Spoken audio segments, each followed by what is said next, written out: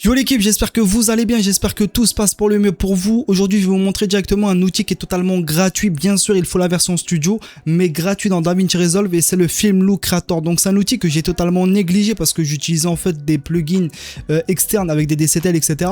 Mais il y a quelques jours, j'ai voulu tester, voir ce que ça vaut quoi, tout simplement. Et je sais qu'ils ont fait pas mal de mises à jour par rapport à cet outil-là et franchement, il est incroyable. Déjà, le grain, le highlightation, le bloom, etc.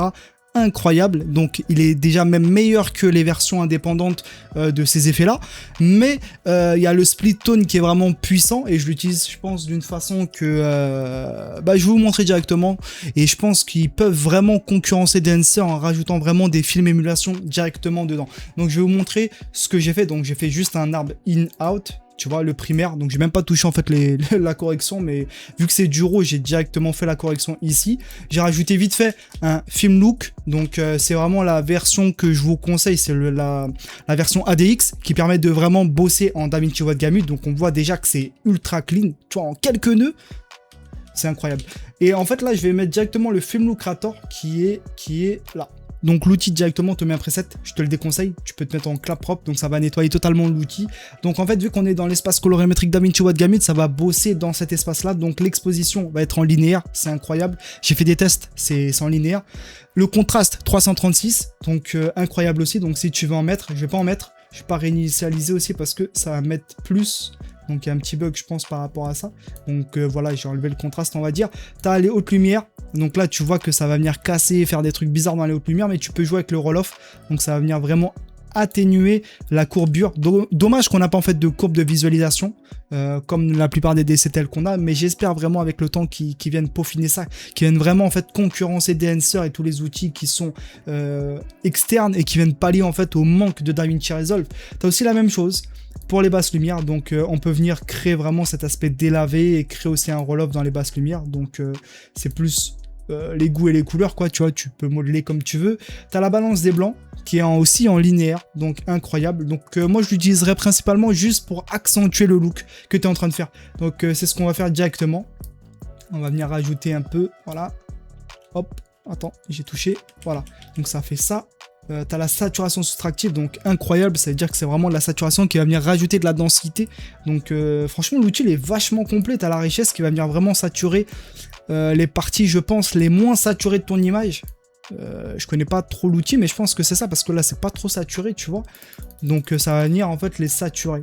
Donc je pense que ça va venir saturer ou désaturer les parties les plus saturées de l'image. Tu as le Bleach Bypass, donc je pense, si tu connais pas, c'est l'outil qui va venir contrasté tout en désaturant. Donc c'est vraiment un outil utilisé dans le cinéma, etc. Après je t'invite à l'utiliser selon ton idée, ta DA, etc.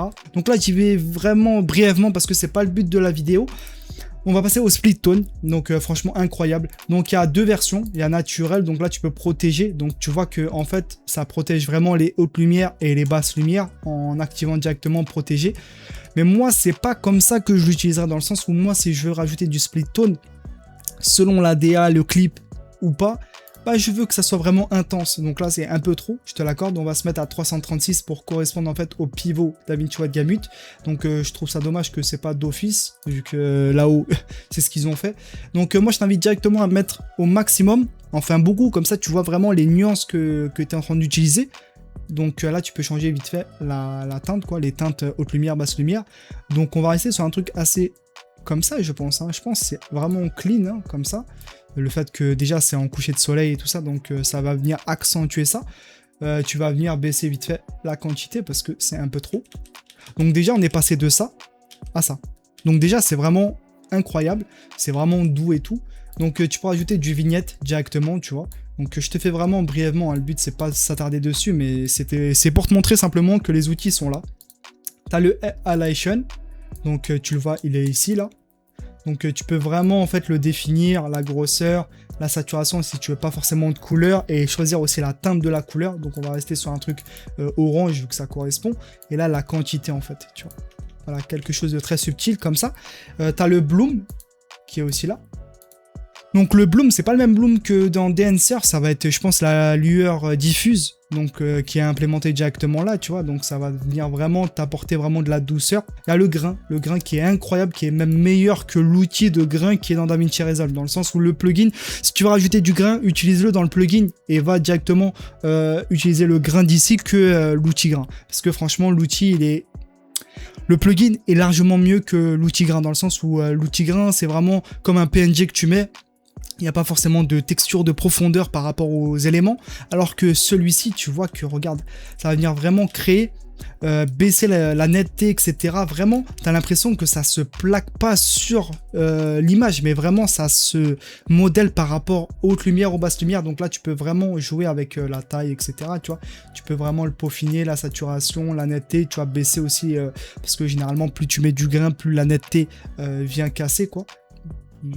Donc regarde-moi ça, on est passé de ça, donc là déjà je vais te montrer directement, donc là c'est sans look avec le look, donc déjà il y a un petit look qui est assez sympathique. J'ai utilisé le film print Fujifilm, j'ai plus une attirance par rapport à celui-là de Fujifilm. Je sais que je suis pas dans la norme, mais je le trouve un peu plus cinématographique, un peu plus dark par rapport au Kodak, mais bon c'est un goût. Et après directement, regarde, boum, est-ce que c'est pas beau? Franchement, est-ce que c'est pas beau? C'est franchement, on va essayer sur un autre plan. Tu vois, j'ai pas testé sur un autre plan, mais j'ai pas envie de faire en fait la correction, etc. Donc tac, tac. Là c'est DaVinci, on va baisser, on va ajouter un peu plus de white balance. Je pense qu'on est good, hein. On va mettre le look. Donc le look apporte quelque chose comme ça. Attends, je vais passer parce que là, vu qu'il y a des choses sur l'écran et tout ça. Donc c'est un peu plus... Bah, ça va, ça reste dans le thème, mais c'est vrai que c'est un peu trop chaud peut-être. Tu vois, on peut venir casser. Après, le but, c'est vraiment de faire ça rapidement. C'était pas le but. Regarde-moi ça avec Filmlucrator. Regarde-moi ça. Mais est-ce que c'est pas beau? Franchement, c'est vraiment l'outil que j'ai totalement négligé parce que j'utilise tellement d'outils plugins externes, etc. que je suis arrivé à un stade où je me dis, mais est-ce que c'est vraiment bon et positif d'utiliser en fait des plugins externes alors qu'il y a des outils qui sont nativement dans DaVinci Resolve, et ça permet aussi de... Parce qu'au final... Les outils qui viennent pallier, en fait, qui sont externes, viennent pallier à des problématiques qui sont dans DaVinci Resolve. Mais je me dis que les étalonneurs qui, comment dirais-je, qui sont dans le cinéma et tout ça, qui sont vraiment avancés, eux, ils n'utilisent pas forcément de plugins externes, ils utilisent vraiment les outils et ils connaissent parfaitement, en fait, les outils dans DaVinci Resolve. Et il y avait aussi ce truc de, voilà, les gens se servent quand même de la méconnaissance, j'ai envie de dire, et aussi surtout le manque peut-être d'outils qui sont vraiment plus intuitifs, tu vois, comme le split tone, dans le sens où on n'a pas la courbe, etc., avec vraiment la visualisation. Il y a aussi le color slice qui provoque en fait des problématiques quand on y va un peu trop loin, mais au final, est-ce que c'est pas des besoins qui ne sont pas réellement des besoins, tu vois? Bon, après là je m'étale un peu, donc franchement utilise le Filmlucrator, je vais aussi continuer à l'utiliser, je pense. Et si t'as aimé ce genre de contenu, n'hésite pas à liker, t'abonner. C'est vrai que je l'ai pas dit au début de vidéo, mais j'ai oublié tout simplement. Donc c'était Brian Poulard, on se recapte pour une prochaine vidéo les amis, peace.